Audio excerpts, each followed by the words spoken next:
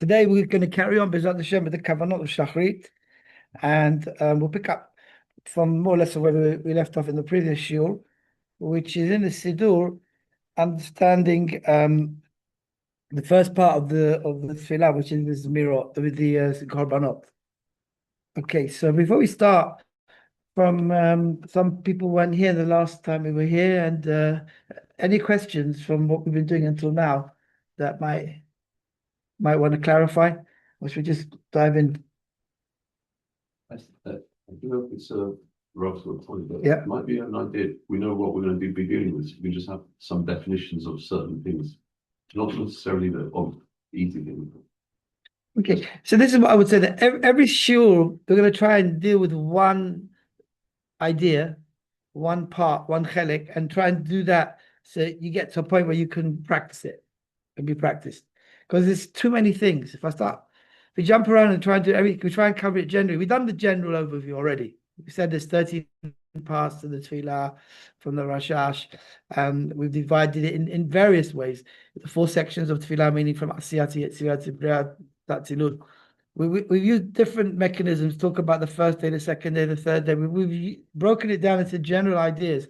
Now what we want to try and do is to start from the beginning of the Siddur and to actually do kavanot, to show how, like, in the order of actually going through the Siddur and understanding how it comes together. Now, the benefits of that is that when you're going through the Siddur, it's hard to know what's like a very big kavanah and what's only like a smaller kavanah.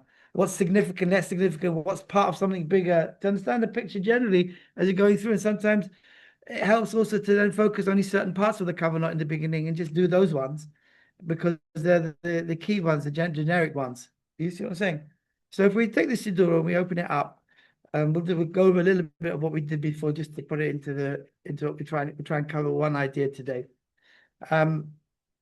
So if we go to page 8, I'm just going in the order so that you get familiarized the idea. Like, it's so easy to always skip, but sometimes even if we're skipping, to know what we're skipping, and even though we know we're leaving out, and concentrate on what we're keeping in.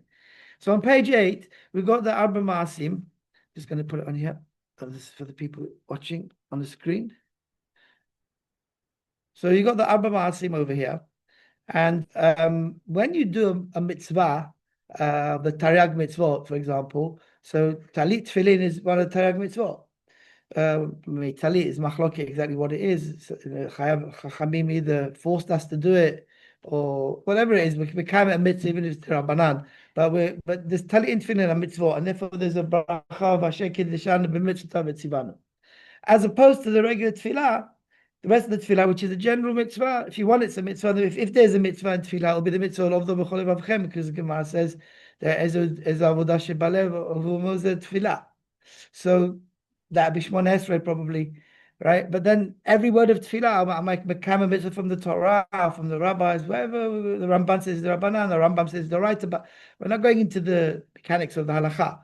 But the point is, you see, there's in the tefillah, apart from the prayers that we say, there's other mitzvot that are being done simultaneously, like wearing tefillin, right? Saying Shema, it's a mitzvah from the Torah to say Shema in the morning, Shofecha Kumecha, right? Remembering the Yetziat Mitzrayim, the things just before we say the end of Birkat Shema Avat Olam, right? What about Amalek and about Miriam and about the Egel, all these memories, right? They're from the Torah, to remember them. So in the middle of the tefillah, we're doing other mitzvot as well. So we explained mitzvot which are ma'asim, which are not done with the mouth of prayer, in the chitzoniyot ha'olamot. So when you're looking at this tabla on page 8, you can see on the right side is all the mitzvot. So the whole thing, this whole tabla is only the chitzoniyot ha'olamot. It's the right side of page 6. Where on page 6 you've got the pnimiyot and the chitzoniyot. Yeah. So the left side is the pnimiyot, that's the tefillah, and on the left side you've got korbanot, zmirot, Asiya, Yetzirah, and then because of Shema, and then Shemona Esrei. And on the right side, you've got the Arba Ma'asim, which we mentioned before. If never you're told going to be excused, and you catch a Shachar, and then Talit, Katan, Talit Gadol, finish Aliyat, finish Rosh. And those are the Arba Ma'asim and the Chitzoniyot HaOlamot. So now if you go back to page 8, we've explained this before, so I'm not going to spend time over it, but on page 8, when you got only the Chitzoniyot olamot. And you can see the numbers. The numbers are numbers of the chitzoniyut side, right? The red numbers. So as well as doing the mitzvah and then fixing that part of the olamot, there's a special thing that happens over here that when you do those arba ma'asim, you megarash the klipot of which of those olamot, right? And that's what this kavanah is over here, showing you that number one, when you read Tali Katan in the purple, so these shemot are the shemot of the mochin, and it's interesting. It's a very big sugya. Is it the mochin that you bring down that pushes away the klipot, or do you push away the klipot in order to bring down the mochin? Pashto is when you bring down the mochin, it pushes it away. But in if you read the lashon in the various places of the Arizal, there's a stira. But either way, it's important that we have to clear the way from the olamot. The klipot will move away, so we can then bring the tikkunim, and they won't take the shafar from us.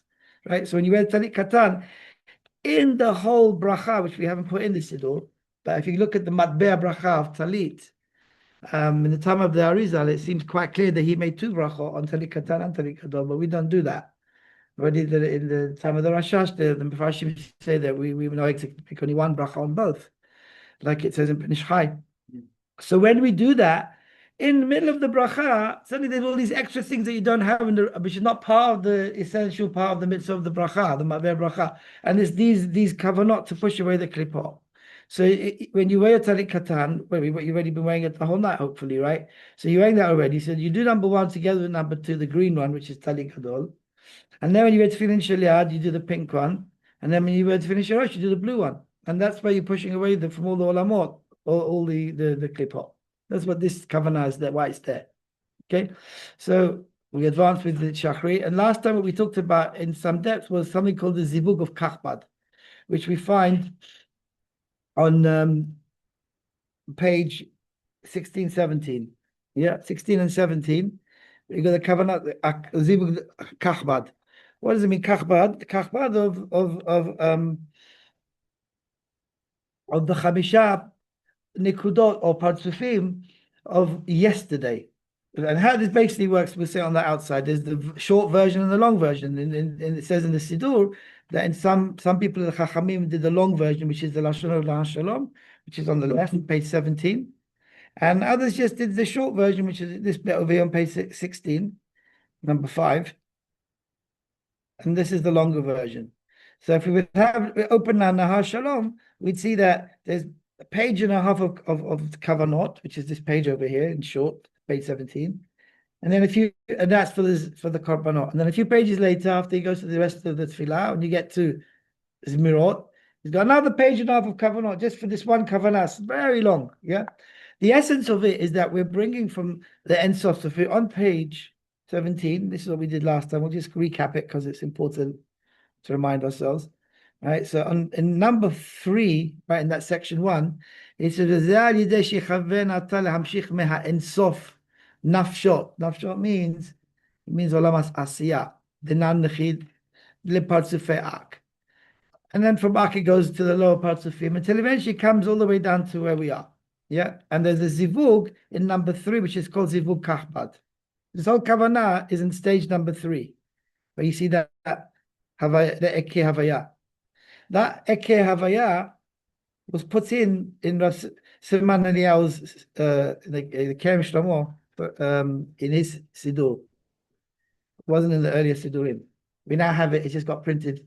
So I think we talked about it last time. But Rav Mordechai Eliyahu, in his time, he and his brother Hacham Naim joined the shiva. They stole it. Stole the siddur, the Kitvei Yad, with all the hagaot of the Kerem Shlomo, Rav Eliyahu, Siman Eliyahu. And they didn't have it, but Rav Shmuel Dazzi took photos of it.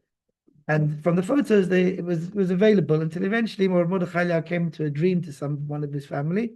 He told them where to go and find it, and they just printed it recently. My Rebbe Rav Mordechai Tzvi was involved in the whole thing. I just got a copy of it, just came out. Came in Israel now, just came back with a copy of it. And it came out on every page as a Haggah or something which he wrote, which he was a student of Rav Shaul Dweck HaKohen. You know the story in Rav Pe'alim at the back in Sod Yesharim, the Ben Ish Chai's got Sheilot Shail in Tshuva of Kabbalah. So when Rav Siman Eliyahu, he was an older bachur when he went. He was like the older one in those days. They didn't have classes of ages. Everyone sat together in a Talmud Torah. So he was older than everyone. Anyway, he was a genius, and he went through Etz Chaim in 1 year, and then he managed to convince someone in the family of the Ben Ish Chai. He paid him to get the Ben Ish Chai to come to his shiur until the Ben Ish Chai saw his greatness, and then he made him his Talmid, and then he went to Eretz Yisrael. He sent him to Eretz Yisrael, and he said, when you go to Eretz Yisrael, there's two great rabbis there. There's the Sadeh and the Yareh. The Yareh, the Siddur Yareh, Yidir Bulafia, and the Shalodech HaKohen. So he said, ask them certain questions, and if they don't know the answer, then that means they're confused, and they'll confuse you even more than yourself. So first he went, he became a Talmid of the Yareh, and then he went to the Sadeh, and he stuck with the Sadeh, he became his Talmid, and there's a lot to say about his whole story, about how he started learning Torah. He walked one day into a shul, and he saw the Sfarim, and didn't know what they were. He said, I know Chamisha Chumshei Torah. And they told him, no, there's Gemara, Mishnah, Gemara, Mefarshim, Midrashim, Halacha, Tushra, Kabbalah. So he started learning everything. He smuggled the books into his house because his parents didn't want him to be frum. Then they sent him to England. And actually, I think in Oxford, he's actually one of the alumni. He's actually mentioned him. And then he turned around and went to Israel. Silman Eliyahu, the father of Mordechai Eliyahu. And then he was a great Chacham, the Kerem Shlomo and Etz Chaim. Anyway, so we see this in the Zivug Kachba. This Zivug gives us koach, as we call it the Kavanah of Kavanah. You can't start anything if you don't bring Shefa from above. When we bring Kavanah from above, then we can do the tikkun of all what we have to do. So we explained in previous shiurim that tikkun is you've got asiyah, and the birurim have to go through asiyah, and then the birurim carry on to Yetzirah, and then to Bria, until you get to Atzilut. That's what we're doing, fixing them. And in each olam, there's hechalot. And there's 7 hechalot in each olam. I mean, in each hechal, you have to fix them. This is the whole general tikkun before you go to the hechalot. The hechalot will be in Ezer Mekoman at the end of this section. So first we have to do a general tikkun. Some actually did it there, not here, but Al Sidurim have it over here. It's more, we're going into too much detail about that. But, you know, Paskana Lema said that this is how we do the Kavanah. We do it over here, this part of the Siddur. And when we do it, what we're doing is that the birurim of today that are coming in, they're getting fixed by the ones of yesterday. So when we're bringing this koach from the Ein Sof Baruch Hu, who are we giving it to? We're giving it to the birurim of yesterday, the ones in the second day. And last time we had a shiur, we went through the chart to see what happens the first day till you get to Avat Olam of Shema. And then you wait there, and then it carries on going up and finishes that day, goes back down. And tomorrow we carry on in Shema to fix the ones of yesterday. So these are the new ones of today that are coming in for the first time. They come into the Hechalot, not now in the word Ketoret, right? So the question is, what are we doing now? This is not happening now. Most is going to happen afterwards. But as a general, at this stage, you're always saying the ones that are earmarked for today, there's a tikkun for them. Now, who fixes them? The ones of yesterday. How does it work? So it tells you here specifically, if you look at in section number 3, number 1, and that's the zivug you have to mechaven. Number 2, this, you know, in the Chumash it says a man has to give his wife 3 things. So the kisut is one type of shefa. Who would you give it to? So the zivug of kachbad, that means the the higher part of yesterday's. You all look confused. But the ones of yesterday what came in, and now they're coming back a second time. There's that kachbad does a zivug, and it gives shefa to their zun of yesterday, and the zun of yesterday is mevarah the birurim of today. Okay, so that's what you have to remember when all said and done. That's the formula in every hechal. So I want to do the hechalot Bezrat Hashem. It's quite complicated kavanah, and in all the sidurim which are in print, they've got an amalgamation of different nusachs of different sidurim all put together, and it's like gibberish when you read it, right? If you don't know what it's referring to. So, in order to break the code and to understand the kitzur, what's actually going on, again, the kachbad of yesterday makes a zivug. It gives shefa to the zun of yesterday, the birurim of yesterday. They got fixed to a certain degree and then they went back down. We've explained it many times. Yeah. Yep. No, this is shachri. At the end of Aleinu Shabeach, the ones of today go back down. The ones of yesterday, which were fixed in Shemona Esrei, right? They come back down, right? The ones that were fixed. Look, there's actually 3 days, not 2 days. So that's why it's not making. We did a table. It's in a few pages later on. It's on page 37. Let's go to there for a second. Otherwise, we're going to get confused. We're going to go through this again. We did it last time. We said last time some things we're going to have to do many times until we get them clear, because we can hear the story and say, oh, yeah, very nice, makes sense. Maybe the rabbi knows what he's talking about. But then you come to do it and it's all, oh, what did he say? Oh,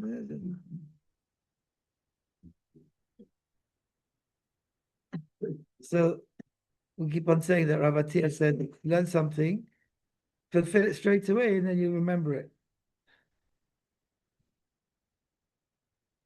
So on page 37, you see this chart, this table. It looks very complicated, like some kind of factory conveyor belt. Look at the yellow box. The yellow box, the yellow arrows, right? On the left, the bottom, on the right side, but on the left. Page 37. On the right, in the blue, there's yellow, pink, and blue, right? So in the blue one, right, you see there's a yellow within it, and it's got a number 1. That's the first station, number 1. So that number 1 is now where we were in the previous discussion, and we were talking about Zivul Kahbat. We're starting at the bottom. The birurim are coming in today for the first time. It says birurei de ibur. What is ibur? Ibur means olam asiyah, which is korbanot. Now, all these labels and tags and breakdowns, they sound really complicated, but quite often they're talking about the same thing with a different language. And it sounds so complicated, those give up because they're not ra'ui. So they just say, it's too much for me, and they run away and they don't come back. And that's better, because they're better they don't learn. But if you persist with it, then you see it's actually not. You get familiar with what the words are. You know, you could call your house a house, you call it a home, you call it the place you live in, you call it abode, you call it a living quarters. It's all the same thing, right? So ibur, you should know ibur is asiyah, yenika is yezmirot, and gadlut is when you get to Birkot Shema. It's the same thing as asiyah, yetzirah, and bria. So we're in the korbanot, which is ibur. Birei ibur. The kat shlishi, b'yom rishon. Why do I call it kat shlishi? Because you're always dealing with 3 different groups. In this example, you've got the pink ones, which are already on their second day, right? And you've got another group which is on their third day, and they're called the first group because they came in the first group. Then it was the second group, and this is the third group coming in now. So it's the first day, but in terms of what's in front of you, it's the third group, right? Because it came in last. Understand? So we've called it Kat Shlishi, Kat Gimel. And they're on the first day. So they're at the beginning of the process. So they start with the first day from Korbanot. And then you go to Zmirot, you see the black and white box, and then Yotzer. And they start going up as you go through the Tefillah. What's going up? The Birurim. Mefarshim say that when it says your prayers go up, what does it mean your prayers go up? It's an analogy. No, it doesn't. It goes upstairs. You're praying echaleh downstairs, and it goes up to the next minyan. Like what's the pshat? You know, Rabbi Sashu, you go to this. What's it mean? It goes up to Shemaim. So they explain because the birurim go up. It's true. You fix them that from down below, and they go up to the olamot. So to speak, the tefillah goes through olam to olam, right? So it doesn't mean that actually the words are going up of the prayers. You say Baruch and it goes up. It doesn't literally mean that. It's an analogy. But what is going up is the birurim, which were in the klipot, and you take them out and they go to the higher parts of the olamot. And when they go up, our neshama, parts of our neshama go up with them, if we do it correctly, right? So we're going up now through the various part of korbanot, okay? I know we've done a lot of this before, and I think thinking now it's better to do it again and get more and more familiar, because if you just take this, it's already something. How many people know this, what we're talking about?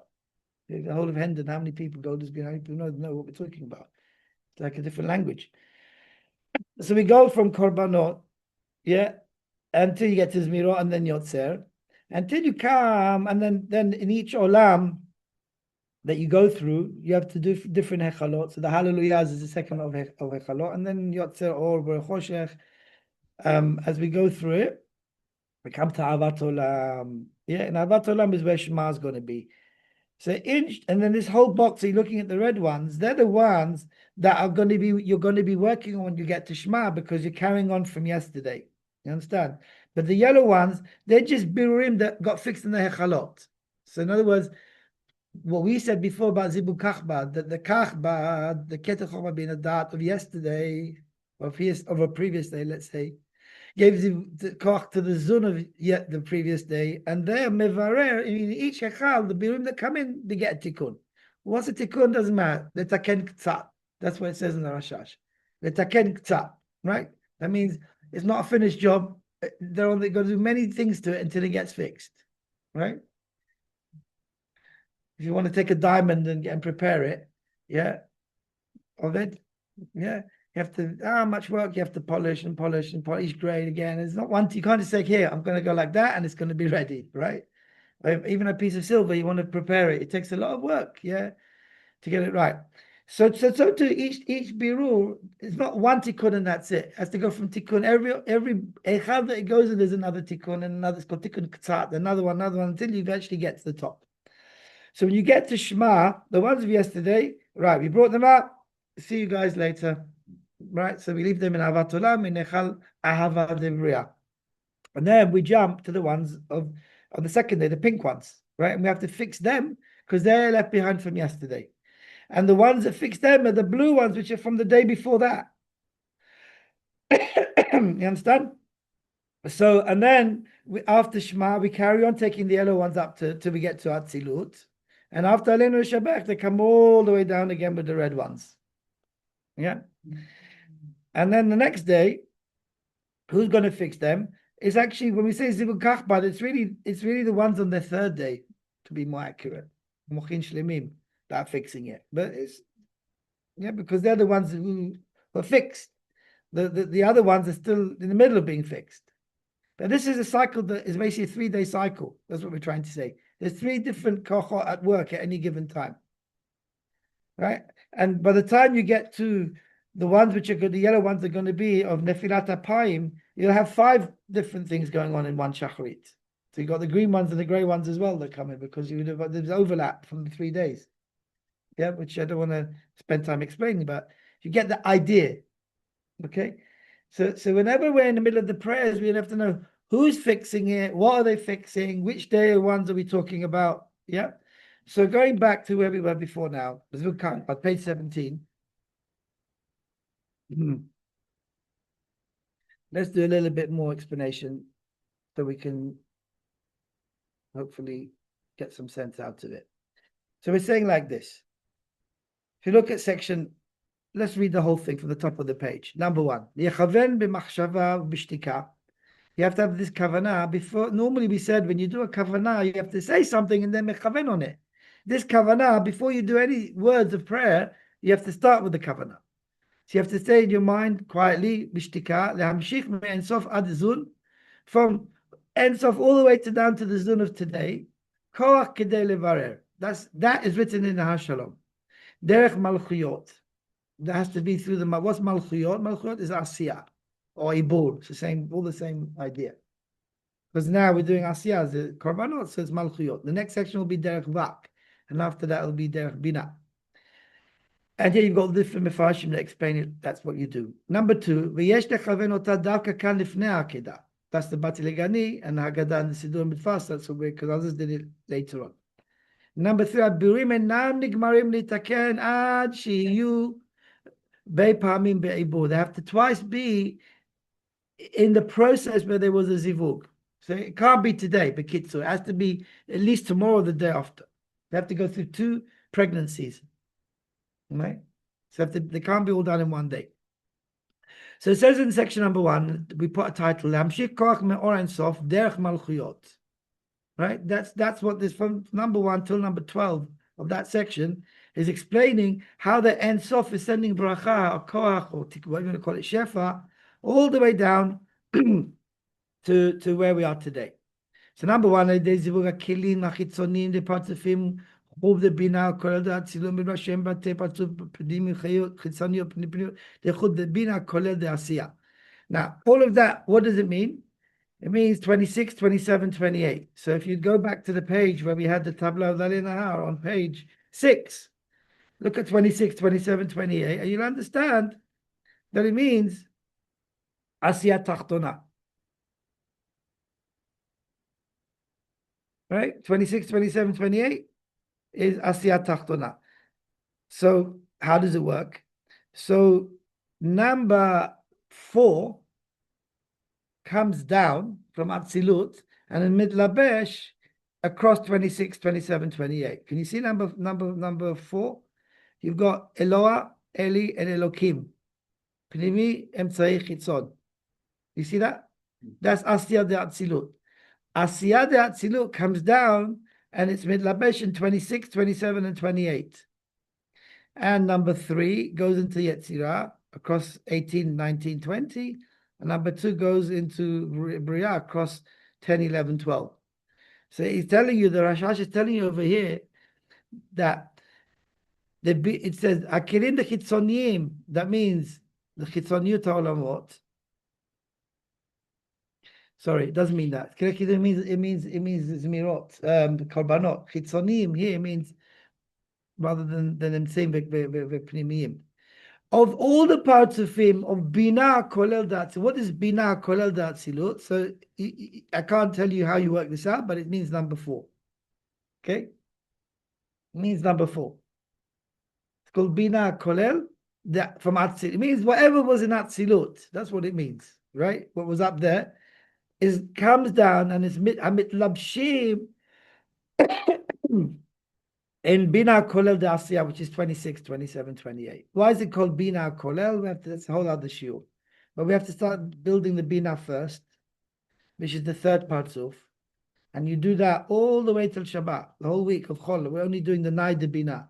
And when you do Lechadodi, then you do the Chagat of Bina. And when you do the first part of Shachrit, till Neshma Kochai, then you do the Chabad of Bina. And then go to Parzuf, the fourth one, which is called Chokhmah, which is the rest of Shachrit, and then you get to Mincha, and that's how you finish the whole week. So this Bina Kolel is another system, that means Chol. The Kitzur means Chol, 6 days of the week, till you get to Shabbat. So you see from here that 4 is going inside 26, 27, 28. And then it goes down from this world to the next one, to the next one, until you get to section number 2. So let's go back now. Now let's carry on to section number 2. So all that hard work writing that you see that goes from 2 to 12 can skip it. It just means the malchut of each subsequent level until you get down to Ezunis. You understand? Why are we skipping it? You can do it if you want, but you'll probably, you know what will happen? Rabbi Basus will giving you the halacha, and you'll still be here. I thought the next minyan was fast until I prayed today with Shachrit on a Sunday. It's less than 1 hour. I believe 50 minutes. Shachrit was over. I looked at the clock a few times. You thought I was looking at you, Jeremy. I was looking at the clock. I was like, "What? Is it really?" Like, what? The next minyan is actually slower. Okay. So let me just put the right page in here. So what we're saying is that once you understand the formula, is number 4 is Midlabesh in 26, 27, 28. Then the Orok come down each Parzuf from the Ein Sof, and it's just telling you the Malchut of that one, that one, that one, and then that's inside the other, the one inside the other, Midlabesh, Midlabesh, Midlabesh, Umeir, Midlabesh, until you come all the way down to Zun. All different parts of him of Atzilut. Okay? Now, in number 2, it says, what do we have to do exactly? Number 2, Shefa, we have to give the Shefa to the Kachbad of yesterday. And what does it say? How does it say? It says, V'yored v'nimshach ha-shefa mochin ve'arot anal lekachbad. Now, the Kachbad of 5 different parts of film. It was in the Kitsu one version as well on the previous page. Of Atik and Darich and Abba ve'ima. Okay? So actually we've only said 4. Right? But Atik and Nuk, they also have a Nuk. But the point is, it's everything but Zun. Right? It means the Gar means Atik ve'arich ve'abba ve'ima. All that's called Kachbad. the Chitzoni Primiyut, the Asiyah de Atzilut, the Asiyah Tachton, Shua Malchut de Kachbad. So all of that's called Kachbad. So this Zivug Kachbad really means 4 parts of Atik, Arich, Abba, Ve'ima. There's a Zivug that takes place over there, number 2. The actual Zivug now is going to be in the next section, in number 3. Who are the ones that were mentioned? Kachbad. That Atik, Arich, Abba, Ve'ima. So all this now is what it says. What we've done now, from the top of the page until this number 1 of section 3, is the first line of the previous page, number 5, where it says, the Atik, the Arich, the Udezun. Right? All of that is all included in all these lines that we did. And this is only a summary of what's in the page and a half of Nahar Shalom. But if you studied it and went through it, this is what would come out of it. So now, if you've got the time to go and have a shiur for 1.5 hours in our shalom every time you daven, b'chavod, right?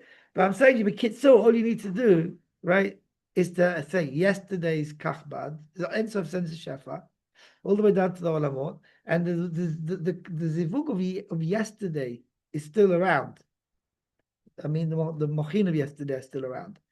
So you're giving, and from the Ensof koach to the kachbad of yesterday. Who's that kachbad? So it's 4 parts of it. And then they did a zivug, and you do the mechavan this ekei havaya, which is in a nice white box, right, to make it prominent. If you now look at Sidur Hashash, you wouldn't just about see it on the page if they even put it in. Okay.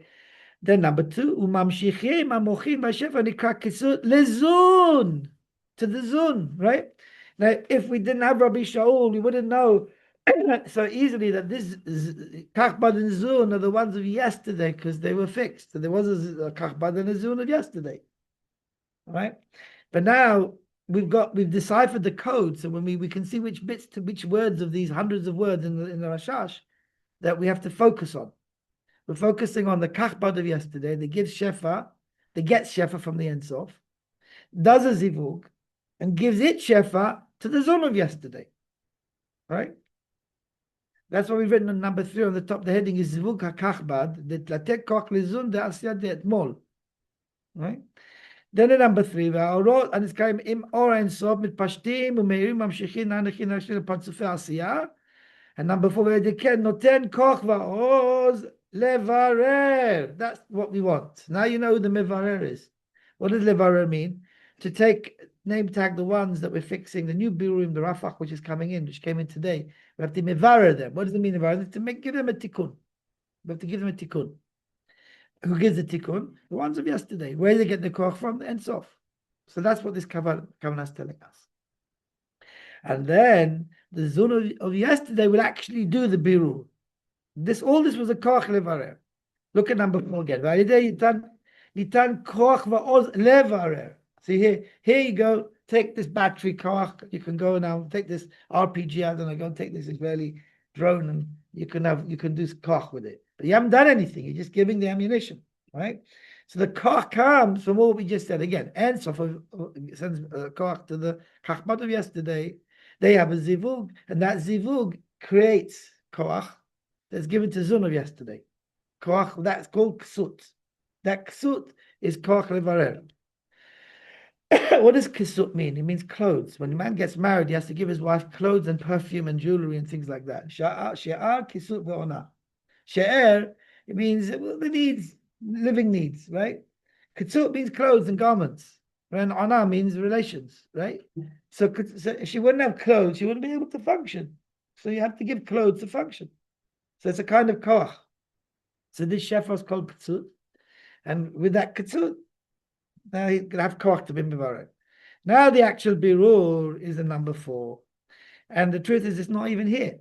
It's really going to happen in Ezra Mekoman. That's why we put a little box there saying Zele Kaman. Okay?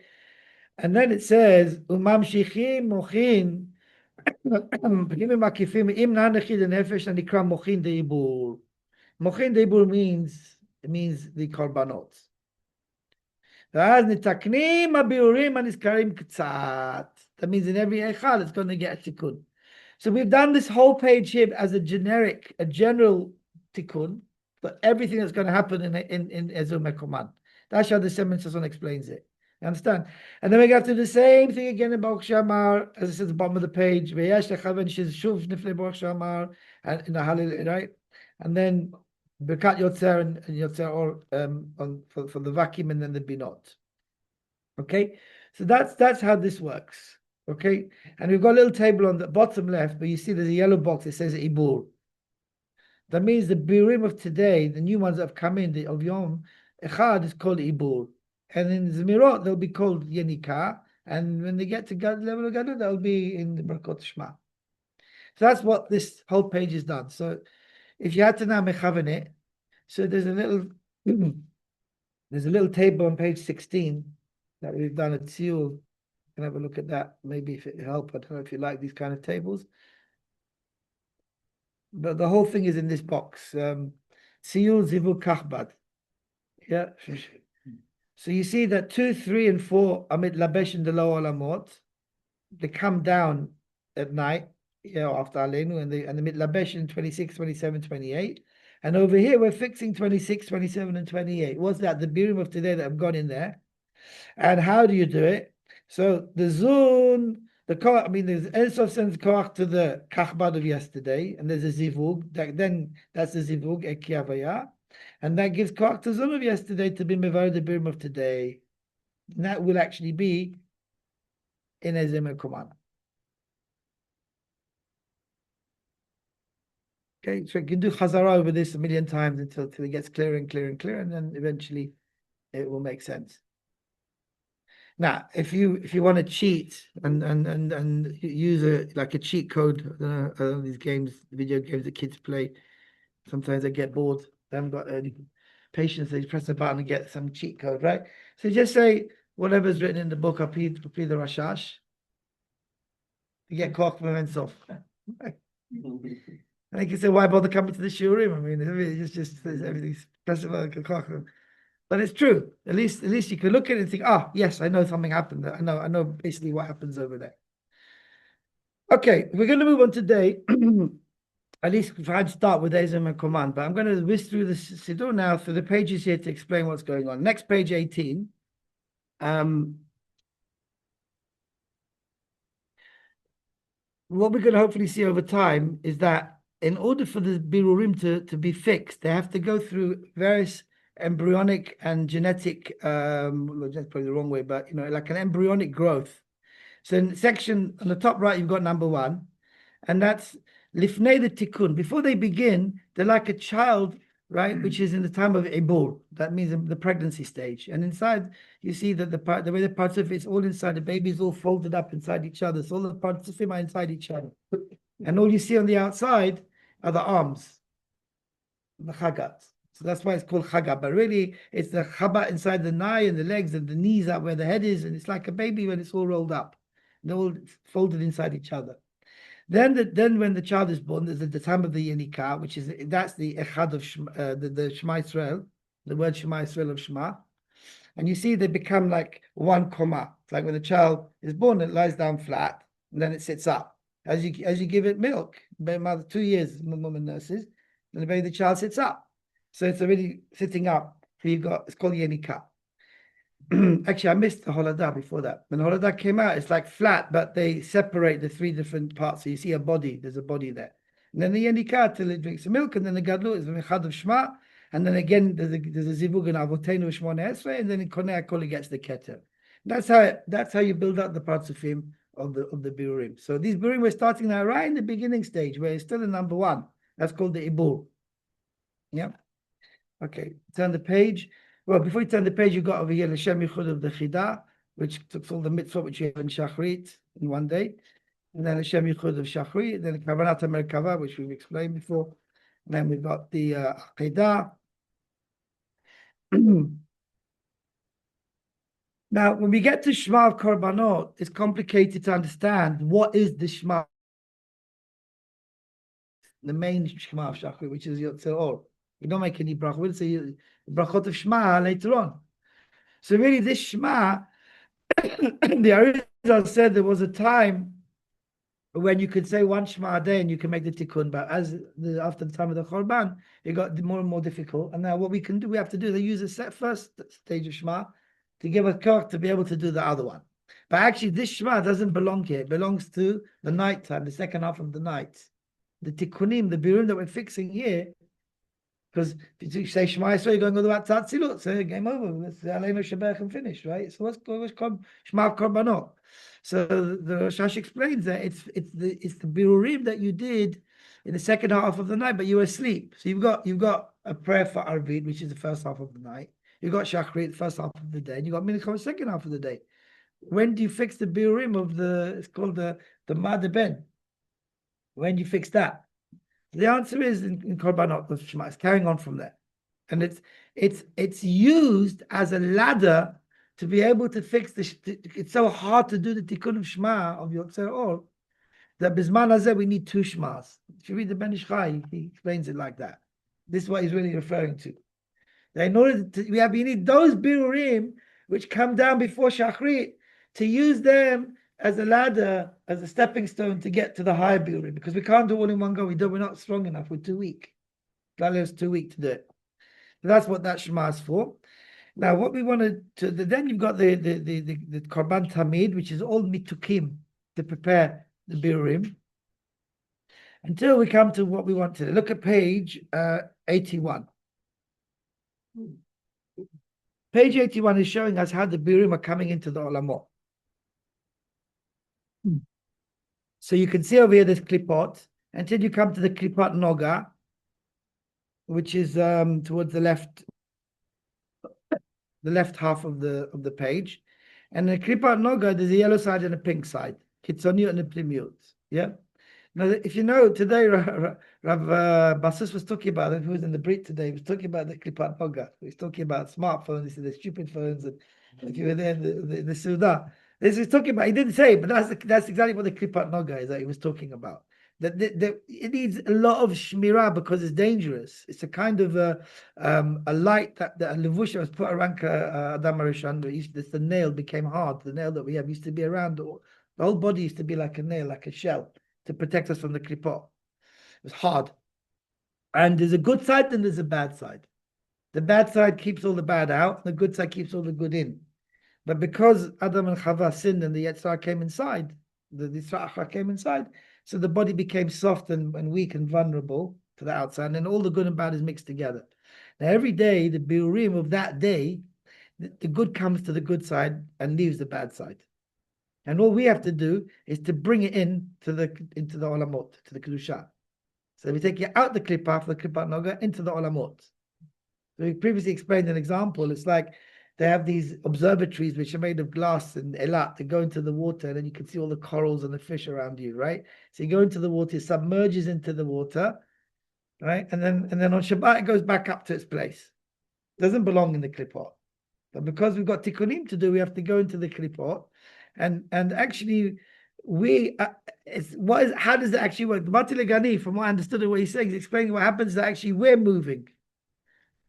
But when there was a nefilah, the Chalal Panu is imagine a big sphere, spiritual sphere, where the world was created, where the olamot were created. And then there was a nefilah, the Mitat Melachim, and all these kelim fell down into the klipot. Now we have to go to where they are and fix them. So if you imagine now, there's like, you've got the sliding rulers, they move along, right? So every day we move along one bit. And we go to where the tikkunim of that day is and we fix it. So we're getting closer and closer to the Ein Sof, which is the Kav, where all the Kedusha is. So we're actually moving every day, right? Till eventually it will all be fixed. We're moving maybe away from it because we're getting further away because it's a harder place with the Kippah. But the 6,000 years are actually going to every week we finish one tikkun and we start the next week. We move along to the next section. And every day this happens that some of the kedusha comes back into the olamot.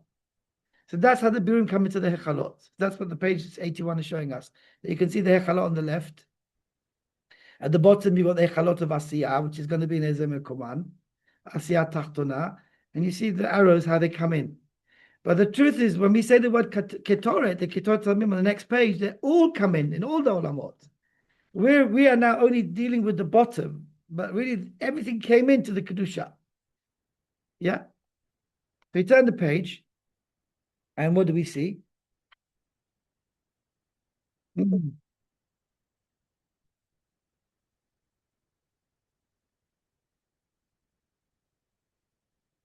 Number four is what I want to talk about. It says, "Ukefi zechoto," says the Rashash, "ve'otzem kavanato." So first of all, you have to have zchut. That means you have to have done mitzvot and maasim tovim, and the person's keeping Torah mitzvot, and he's got no avirot, and he's trying to do tshuva and be a good Jew, right? So he's got zchut, right? If he's still doing avirot, he shouldn't be doing this because not good will come from it, right? Ve'otzem kavanato, and how much you mechaven now b'shat maaseh. Person says, you know what, I just look at it and got to get to the office, it's not going to work. Right? So he has to have zchut and he has to mechaven. Kach yarbe kocho levarer. That's how much koach he'll have to be able to succeed in these birurim. Now, these birurim have to get fixed every day. As the Ben Ish Chai says, they need to get fixed, but will they be under my bank account or not? Right? Rav always gives this example. You've got this rich uncle, and he's got a nephew, and the nephew is a yatom, so he has to look after him. He's his apotropos, right? So he says to him, "Look, all this money is in the bank, is left for you. I'm the apotropos, right? But you have to go and work for it, right? It's all yours anyway. But if you don't work, I can't say you earned it. If you earn it, you'll say you earned it. If you did earn it, it'll just be in your name in the bank. You won't be able to get to it though. So you have to make it shayach to you. So every day the birurim are getting fixed, right? The second we get involved with it, it's like we fixed it. Even if HaKadosh Baruch Hu fixes it, it's called in our name. It goes into our bank account. We get it. We shayach to it. We have meshayach hasef towards it. So it says over here, ketoret. I've written over here, v'gam levarei birurim mincha ve'arvit, because there's no korbanot. There is before mincha, but it's only there. It's only as a tikkun from the keep the kippah away from the but it's not actually a birur. Here you mevarer all the birurim that we need for this shachrit and for mincha because there's no shema in mincha, and for arvit as well. The birurim come in from now, but you only fix them up later when they come into their place. Okay, so you bring them all in, and it says Rashash was ketoret. Now notice that the ketoret is spelled with a vav. If you look in the pasuk, I don't think it's got a vav. Here it's got a vav, because otherwise you won't get the right gematria. So ketoret with a vav adds up to 11 times adanut, 65 times 11. Okay. So when you do this kavanah, you say et ketoret. He says gematria yud alef pa'amim adanut hanivrarim me'akripot, that are being nidbarer from the kripot. Right? Now, nobody taught me this in the shiurim that I went to. There was a big argument about what's going on. Never this word that it says it's so beforash that this is where it's happening. You understand? You don't have to have a big brain to read what it says. It says anivarim. This is where you mevarer them. That means this is where they come into the olamot. Afterwards, it's all the technical details of what happens when they come into the olamot. But this is a very significant place. It's very important because you're bringing in everything that you're going to fix for today, for mincha and for arvit as well, according to the Shem and Sasson. Okay, you with me? Okay, so that's why this is important. So we've done this now. When the birurim come in, the way that they are charted, the way that they are illustrated, is there's the ones of Zah and the ones of Nuk. The ones of Zah is in Torah, in the Chumash, right? And the ones of Nuk is in the Gemara and the Baraita, right? Ketzad, Eluhen, yeah. So how is it entered to? So you see the blue boxes that we've got on page 83. I'm just saying this bekitzu, not to spend too much time on it, right? But each word in the pasuk, if it's plural, then it means more than one. So samim is worth two. So it's the tiferet and the netzach of the birurim. Nataf is the hod, shchelet is the yisod, chelbana is the malchut, samim is all the five, right?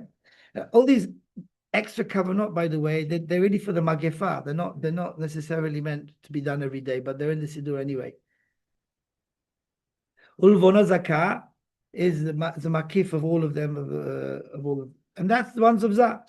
And then Tanra Banan Pitum Keton Ketzad, and then it says We'elu Hen on page 85. And you've got again all 11. So if you notice, just wanted to remind you before that when the first samim was worth 2, the second samim is worth as much as all the ones that you did until now. So meaning until you got to the word Bechelbana, there were 5. And when you samim generally means herbs, right? Spices, samim. So which samim are you talking about? My guy down the road will sort you out later. Samim. Let's say in the Hebrew terms, the best samim. The bet makes a big difference. You can get arrested without the bet. Okay. so samim is worth just the first samim was 2 because it's plural. Then natav. This is the midrash. It's not. I'm saying it's not Kabbalah. This is just how the way Mepharshim explained the pshat. Right. So the second samim means in plural. That means there was 5 until now. Another 5 makes it 10, and one more 11. That's the 11th Saman HaKetzah. That's how you learn the pasuk. It's important to know that because when it's the basic kavanah of tefillah, you don't know, right? It's a very simple thing, but once you know it, you never have to learn it again if you got it, right? So that's how you get 11 from the psukim. Then the Baraita tells you each one of the names of the 11. Here it doesn't tell you; it only tells you some of the names, not all of the names. But in the Baraita, We'eluhen Asori Vasiporin. And by the way, Chazal say you got to say this very carefully because a person could be worthy of death. Chas v'shalom, if they don't say it correctly, because it saves you from death. You have to take it seriously because it's a life and death matter. So it's very word for word, right? Not when the people it's all finished, right? Especially at the end of Musaf and Shachrit and Shabbat. Especially if you were the Chazan and you've done all the Musaf and you just want to you get to that last bit, you zooming through it. Right?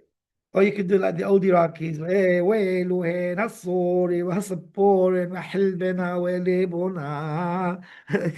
Each one word for word. I'm sure the old Moroccans also like that. So you go through each one of the 11. Those are the ones of Nook. Those are the ones of Nook, right? So there's 11 of them, right? Kinufak, Kinawan, Tisha'a. Kinamun is the last one. And this is the order why it's in that order, not in the normal order from Keter to Malchut, is a whole parasha of itself. Okay, so we've done that. I'm not going to do much more because we're coming to the time, but I just want to start the kavanah of Ezo Mekoman. Okay, so now we're going to start fresh. Okay, page 100. Just the quick summary of what we said until now. We started Shachrit. There's new birurim of today that we have to fix. Who's going to fix them? The ones of yesterday. How did they do it? By getting Koch ends off. That's what we learned today. When did they come in? Ketoret. Ketoret, new ones are coming in, right? Now, when they come in Ketoret, we have to understand that there's 3 different parts to the birurim that come in. The first part are the ones we've been speaking until now, which is called Tikkun Ktsat. They go to the Hechalot, and as they go up, where do they really belong? They belong, if you go to page 6, this is an important point that we need to stress. In page 6, they go to number 1. Atzilut de Atzilut, number 1. That's their home. But to get them there is going to take 2 or 3 days. They're not going to get there yet. What happens is we have to first use 2, 3, and 4 to come down to 10, 11, 12, 18, 19, 20, and 26, 27, 28. They all come down. And when they come down, they'll take up the birurim to 2, 3, and 4 by the time you get to Shema. Right? And then when you get to Milat Echad, they can go into number 1. But the real home is number 1. And along the journey, they've got different names. When they start out, they're called Bia Tachtonim, which means, see, it says Bria Tachtona is 9, 10, 11, 12, is Bria Tachtona. The real Atzilut is above. Then you got, in Atzilut, you've got Bia de Atzilut, Bria de Atzilut, Yetzirah Atzilut is number 2, number 3 is Yetzirah de Atzilut, and number 4 is Asiyah de Atzilut, right? So that's the Bia of Atzilut. You understand? Bria de Atzilut, they're all in Atzilut, they all belong to Atzilut. Then underneath that, you got Bria Tachtona, that's the Bria of itself, called the general Bria, right? That's 9, 10, 11, 12. So those are called Bria Tachtona, Yetzirah Tachtona, Asiyah Tachtona. So when the birurim first come in, This coming in 26, 27, 28 that we saw in that kavanah earlier today. So that's called it there in the place that's called Asiyat Tachtona. Can you see it? 26, 27, 28. They're not really belonging to Asiyat Tachtona. They're just in transit, right? They're just passing through. They're doing a connection flight. They're just going over there. And then they're going to be taken up to 2, 3, and 4 by the end of the first day. And then when they go back down for tomorrow, they're going to be called Biyad Atzilut. Understand why they're calling Biyad Atzilut? Because they got to 2, 3, and 4. They've now got that name. But they're also not really Biyad Atzilut. That's just the name you give them because that's the stage that they're at. Eventually, they're going to become Atzilut the Atzilut. And how we know this, in another show, we explain how we know this from the Kavanah. We can see that's what's going on. You understand what I'm saying? Meaning to get to where they belong, they're going to have different names depending on what day and what stage they're at. And that's important to understand. So we go back to page 100. We can understand that these are the guys that we're talking about when we get to Ezem Koman. In general, they're the main ones that we're dealing with, the ones that are on the way up. Okay? Now, apart from those ones, there are other birurim that they're not going to end up in number 1. They're going to come in and stay in their place. So when they come into Asiyat Tachtona, that's where they belong. And they need to be fixed and left over there. So as we're going through that place of the bahechalot of Ezem Koman, we're fixing 2 lots of guys. The ones that have come in and we're going to fix them in their place and leave them over there. And they're really the ones that are called Biyad Tachtona. In this case, it's Asiyat Tachtona because we're still in the Korbanot. And we fix them. Where do we fix them? On the top of the page of 101. You see aliyat Biyad Tachtonim. So you see how when they go into their place, they actually move also up very slowly in their own place. Don't worry about what the kavanah, how it works, because it's not complicated, but it looks complicated. That's the top of the page. It's a separate kavanah for those birurim. Okay? And the one at the bottom of the page, Tikkun Ktsat, it says, that's the ones, the regular ones that we've been talking about all the ways. You bring them in, you fix them in the Echekal, you send them, go up, you take them all out. They're going to be called Biyad Atzilut, and then Atzilut the Atzilut. You understand? So there's 2 families of birurim. Without working out what the workings of it is, we know that when we said the word Ketoret, 2 families came in. The ones that are going to be staying in their place, and they're never going to end up in number 1. They're only going to stay on the outside in 2, 3, and 4 on those lines, on those kavim. And the ones that are going to end up in Atzilut the Atzilut, which are much higher, much greater. They're the main ones that we have to fix. They're the ones that are going to end up in Shmona Esrei. These guys are not going to, even in Shmona Esrei, there's a kavanah for these guys, but they just go up a little bit on their cuff. Okay? And that's the 2 families that come in when you said the word Ketoret earlier in the Pitoma Ketoret. There's a 3rd section that comes in the Pitoma Ketoret, and that's needed for one particular job, which is when you get to Shlamim Kadashim, the last Mishnah, Shlamim Kadashim, which is on page 107.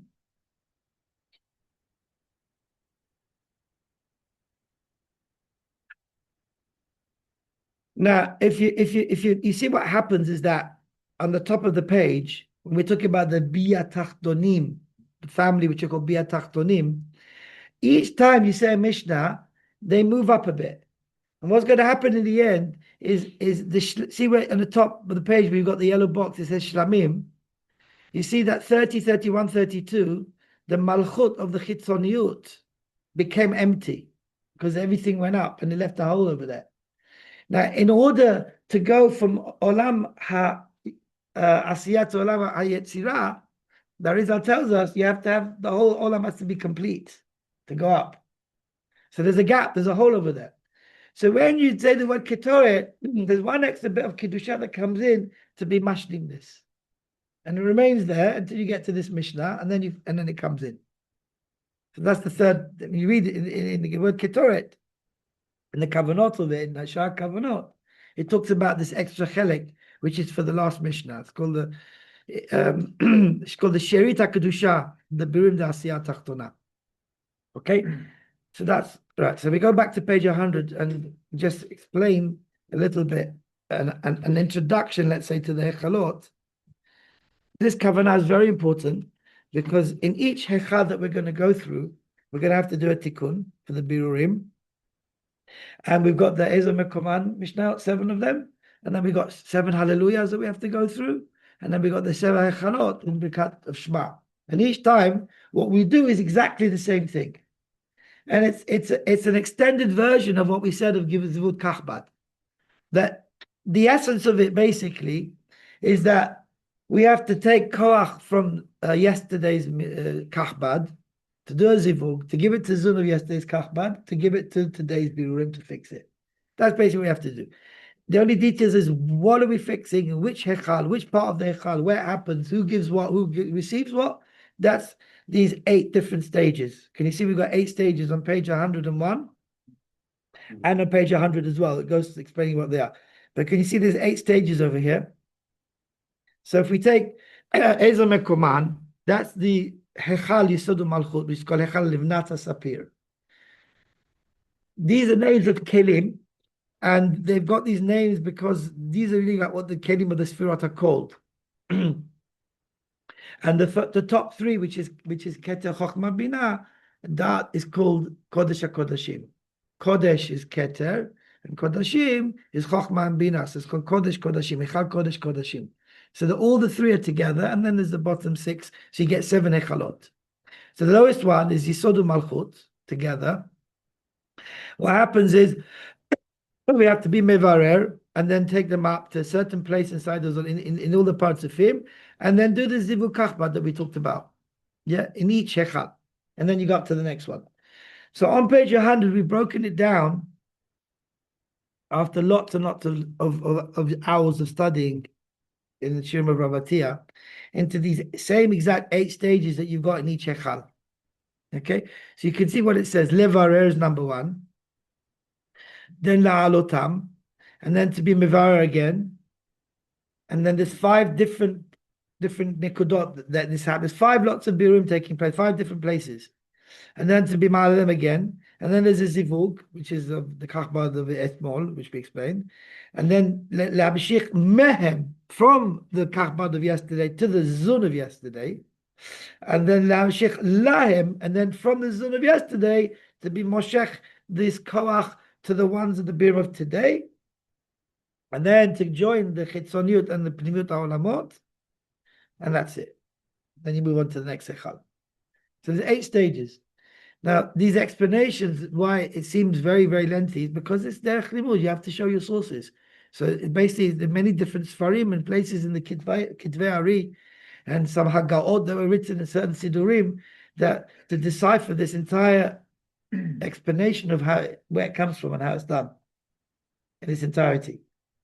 But if you take then into the actual kavanah, we've got a rule. Wherever it's Ktav Rashi, it has the original sidur. Whether I've got the square, it's called, the font is called David. That's our explanation. That explaining what it means in the sidur. And bits which we had to add in from other places to make it clear. Now, as I said, if you take Rav Shmueli's sidur or the ones we have from Rav Futterman or any of the others, you're going to have bits and bobs. Either you're going to have different sizes, fonts, which is meaning they take this from this sidur, that from that sidur, they put it all together, and they don't necessarily explain it because it says just say yivchar. You choose, right? So you have to go and spend months and years of learning to understand before you. How are you going to choose, right? You just read it and pretend you understand it, or to actually go through it. So Baruch Hashem, we have Mordechai Tiyah. We went through it with the shiurim. And this is what comes out of it. Very nice, clear explanation. Every word makes sense. It's in the right place to explain it. We'll just end by going back to page 100 and just starting it off. Now it says on the top of the page that the Zivug Kachbad HaKlali we already did. As we know, we did earlier. That's why we started the shiur this week and last time, right? But there are the Sidurim that put it here. They didn't have it in the beginning. The Meir Eliyahu says you have to have it in the beginning because you can't do anything unless you get caught from the Ein Sof to start off. That's why he put it in the beginning of Shachri. Others put it over here because they didn't learn that aspect of it. They were only interested in the Hechalot. They only started from that point. Huh? What is? the two names, this one and then you. Yeah. Every time there's a zivug, you've got this name. But the others who learned dafka to do it over here and not earlier. In fact, my first Rabbi I learned with was the Talmud of Ramatia, Rav Yosef Tivila. He the way he learned it is a different way. That was before Ramatia gave his shiurim, so it could be changed now. I don't know, but I'll just put it in there for the other opinion. We're interested in the box underneath that starts Tikkun bahechalot v'zivuk achbad b'pratut. What does it mean, the fratut? It means the klali we did in the beginning of Shachri. Now we're doing befratut in each echal. So let's just start the first two lines and then we'll end the shiur. It says, לפני העקדה כבר עשינו זיווג כך בכללי כדי לתת שפע לזון דאתמול כוח לברר. And we needed to do that because in order to be able to pray, we have got to get koch from Ensof. Me'ata, but now יש זיווג כך פרטי. That means in each echad there's a prati one. More, what's he say prati? A detailed one. Very nice, thank you. And where is it? Behei partsufim de'etmol. In all the 5 partsufim, there's not one, there's 5 partsufim. Right?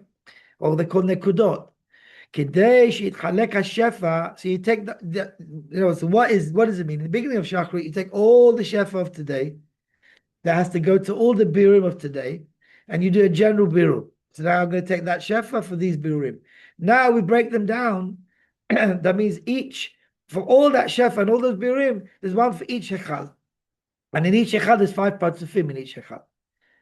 Right? So we have to mechalek the shefa for each place so that it can fix it. And you have to bring what's called the mochin, which is the white box where you've got if you look at the page of 101 on the left, you'll see that what you actually do when you finish the kavanah, which is the main part of the kavanah, is that white box with the ekiyes and the havayos, which are called the mochin. They're called the kachbad, that you're bringing from the zun of yesterday, who got it from the kachbad of yesterday, to the birurim of today. So each echad, you see, you've got this kavanah of the havaya ekiyes, and the zivug produces that in each echad. Each echad looks at exactly the same kavanah. Just have to know where you're doing it. Once you get the idea of how to do it, you can do it quickly.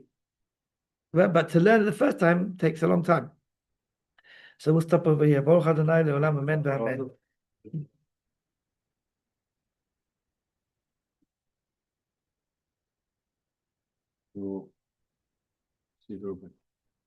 Oh, thank you. Thanks. Stop the recording.